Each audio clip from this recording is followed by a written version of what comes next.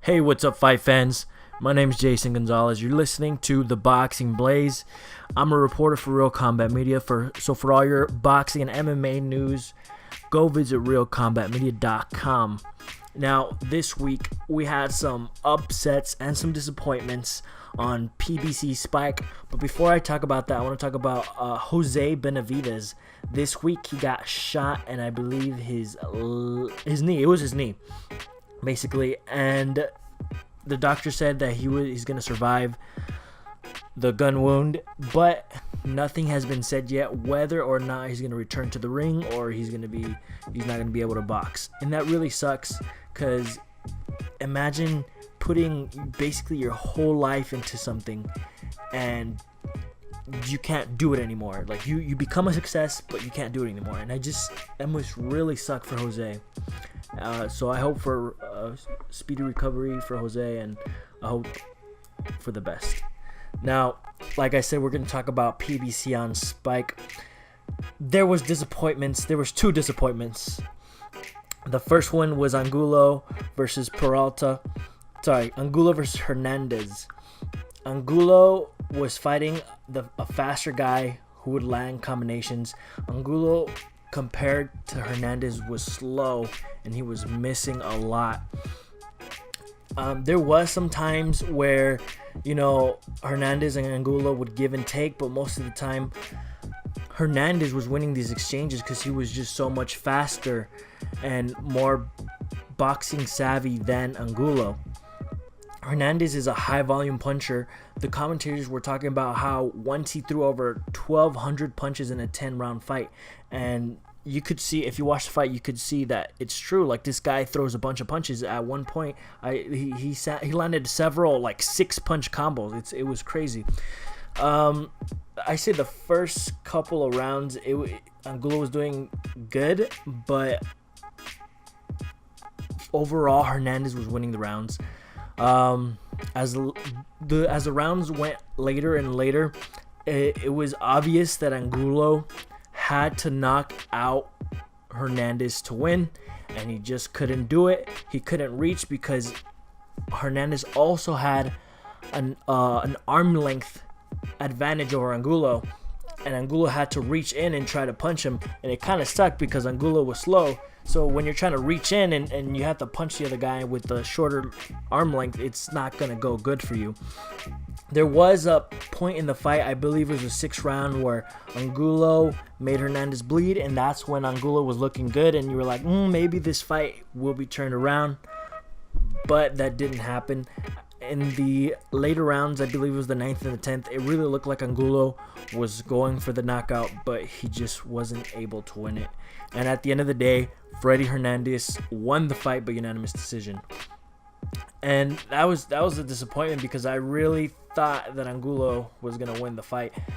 I believe PBC set up this card for Angulo and Guerrero to look good, and they just kind of ended up disappointing PBC.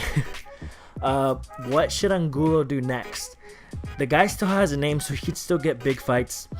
What I think he should do, he's getting old. The guy's getting old, and or to the end of his career, anyways. And I say he should go for a big money fight. One of the two things he could do is, one, go against Antonio Margarito. I feel like that fight would be so good because they're both stationary fighters, and I feel like they would just sit there and trade shots. One's not faster than the other one, and one's not more boxing savvy, like smarter in the ring. The other one, it'd be a really good fight. Or he could go for a fight against Guerrero. Now, talking about Robert Guerrero. Guerrero also fought on that card, and he also lost. He fought against a guy named Peralta. The whole fight was basically a boxing match, but once again, Peralta had the longer arms, and it seemed like he had the longer arms, and he was fighting from the outside, and Guerrero was boxing at first, and the first, I'd say, 4 rounds, Guerrero was boxing good, but then afterwards, Peralta started picking up the pace. He started fighting from the outside, and Guerrero wanted to fight on the inside. He wanted to it started to look like after the 4th round he started getting tired of boxing and wanted to start to brawl. And there was some rounds where, you know, they exchanged, but most of this fight was basically a boxing match.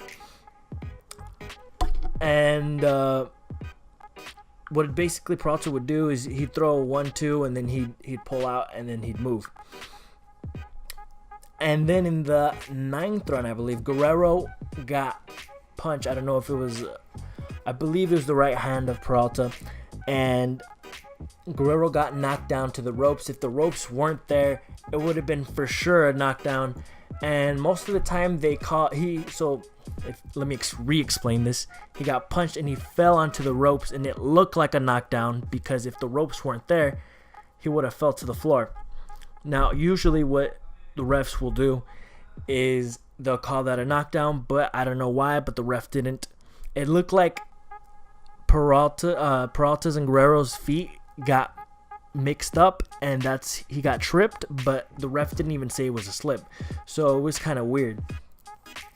But at the end of the day, Guerrero did look frustrated at times, and Guerrero had no idea who this Peralta guy was. He's from Argentina. There was no videos about him. I think he took this fight thinking it was going to be a brawl. It was going to be an easy win for him to make his way back up in the division of 147 pounds.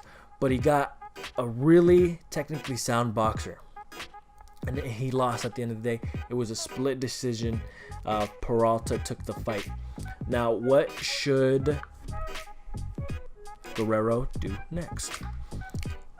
Like I said before, he could take that fight against Angulo. That would do him pretty good. Or he could take a rematch against Andre Berto since he won that fight. Maybe he could beat Andre Berto and hopefully somehow make his way back to the top that way.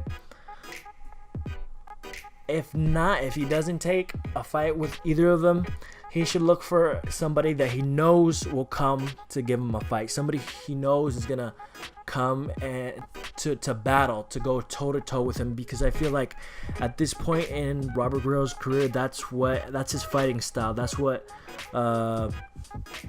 benefits him the most. But anyways, that is the Boxing Blaze. Thank you guys for listening. Please like, subscribe, comment, tell me what you guys think. Go visit Real Combat Media, his YouTube page as well. It's awesome. See you next time. I'm Jason, and this is the Boxing Blaze.